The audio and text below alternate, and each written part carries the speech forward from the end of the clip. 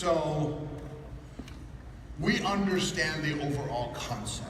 We understand that there's this wonderful thing that's been around for hundreds of years called university. And they do an excellent job of educating us on a myriad of a different subject matter, whether it be economics, whether it be sciences, whether it be whatever. I started in architecture because my guidance counselor told me that I should be an architect. 2 years later, I was bored out of my skull, and I went home for Christmas, and my dad's best friend, a guy by the name of Bob Hine, sat me down and said, son, you don't want to do that. The whole world is changing. Everything is going specialized. Be an engineer, electrical engineer, mechanical engineer, civil engineer, architects, it's kind of a shrinking deal. Bob Hine was an architect.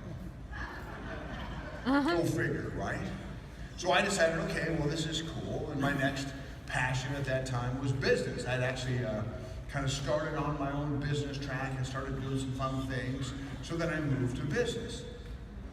But the university was able to shift me into that path because of the science of education. I was able to swiftly move over to business and take some of the prerequisites, that common pool of knowledge, and apply it towards business.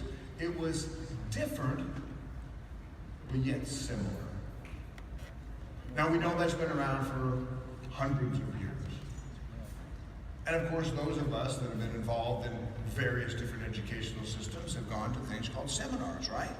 And we have the opportunity to learn from some of the best of the best. And like I said the other day, you have all kinds of people in the internet marketing space, and they have wonderful systems and software and methodologies and philosophies and all this great stuff. But we know that what they're good at, which might be their system that they're educating, they might not be as good at designing the curriculum. So that's where TecAdemics comes in. We take that amazing education, what we call them SMEs in our business. It's short for subject matter expert.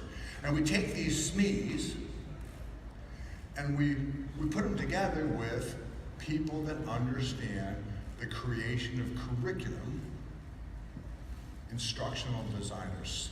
Instructional systems design is what they use to take the subject matter expert's information and meld it together. Again, my whole analogy that I gave you the other day was when you went to your favorite class, most likely, if it was higher education, most likely the person teaching the class didn't write the textbook. Does that make sense to everybody?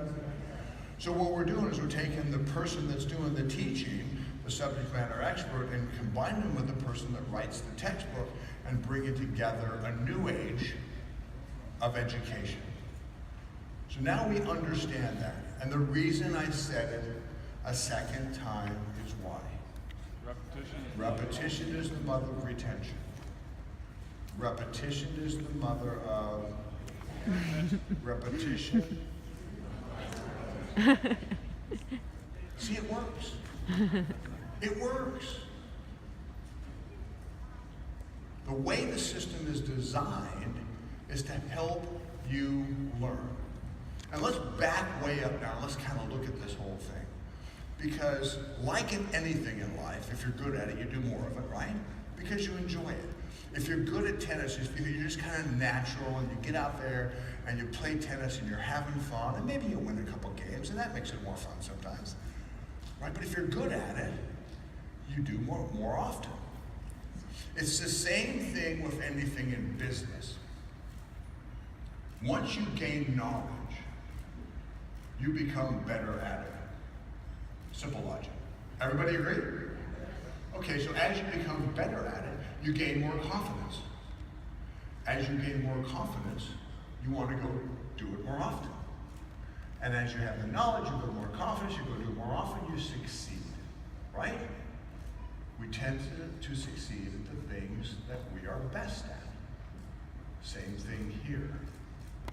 The one thing in our industry that's kind of been missing is the fact that, well, the guys that are teaching it, there's a lot of noise out there, and maybe they're not really good at organizing their thoughts, and perhaps the curriculum, the syllabus, if you will, isn't exactly what we desire. So when we leave those types of seminars, we feel kind of confused. Does anybody have that challenge?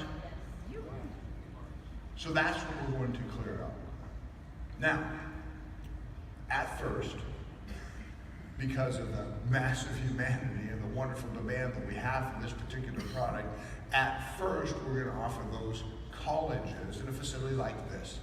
You know, these rooms are really cool. If you look at the big line on the wall there, they break into individual rooms.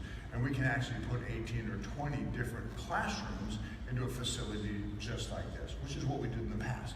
We had up to 40 different classes. We teach, 2 or 3 dozen classrooms at a given time. And everybody would come to a facility like this. And just imagine the whole corridor in the middle there is all broken into a wonderful place we call a student union, where you guys can kind of hang out in between classes. And we stagger classes at certain times so that, all 2,000 of the students that were anticipated in December don't disperse at once. So the bathrooms aren't clogged, and we don't have certain issues, and all of those things we've already thought about. Matter of fact, we deploy software right now where we can actually put the classes into the software. And as you go on and you start to register for those classes, that software is watching the capacity. And each one of these rooms has a different capacity. Maybe this room can seat 200, maybe that room can seat 50, maybe the next one can seat 125, and those capacities are set. So we know that. That's a given. So that formula can't change. So classroom A is 200, classroom B is 75, classroom 3 is 50. So what our software is able to do is it's able to watch the registrations, and as you and your students select the different classes, the software puts that classroom in the right capacity room automatically. So up to the final day, we can actually adjust the capacities to maximize the efficiency of a facility like this. Now guys, that took literally 6 months to build. That's one of the things we're able to do, is we're able to repurpose some of the things we've done in the past because we have that experience, because this wonderful legacy team has that information and has that capability. We can do that. So we already have technology that's far advanced in the delivery of this kind of college system. Thank you. Somebody likes it up front. It's good. The good news is, the vision for this company is to take that same facility-based capability and take it to a brick and mortar campus, where we have our own college campus. Now I know you guys are going to miss the hotels. We won't have a lazy river. Sorry, we won't have those double chocolate fudge brownies. Well, maybe we might have those, because I really like those. You guys like those double chocolate fudge brownies? Have you tried one of those things? Oh my gosh, I think they're like 457,000 calories a bite. I mean, they're so good. It's unbelievable. I had a dream about one the other, never. Gotta stop it. But the idea is to have our own college campus, except not just an ordinary college campus, because when we build our own, it's going to be a digital experience. We already have platform designs of having the campus classrooms side by side, with the middle of each classroom having a technology center, an actual studio like we have here, and one person on each side with pan, tilt, zoom cameras in every classroom, videotaping those every class and streaming it out to the internet, so anybody can watch it anywhere at any time that we're actually live in those classrooms, and simultaneously be able to raise their hands and come in on video conference and ask the professor a question.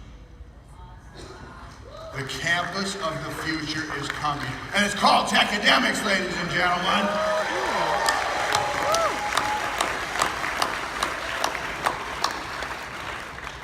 We have a lot more to share with you guys about the vision, but right now I am tasked with a wonderful honor for me. I've been given the opportunity to introduce to you somebody I really, really respect.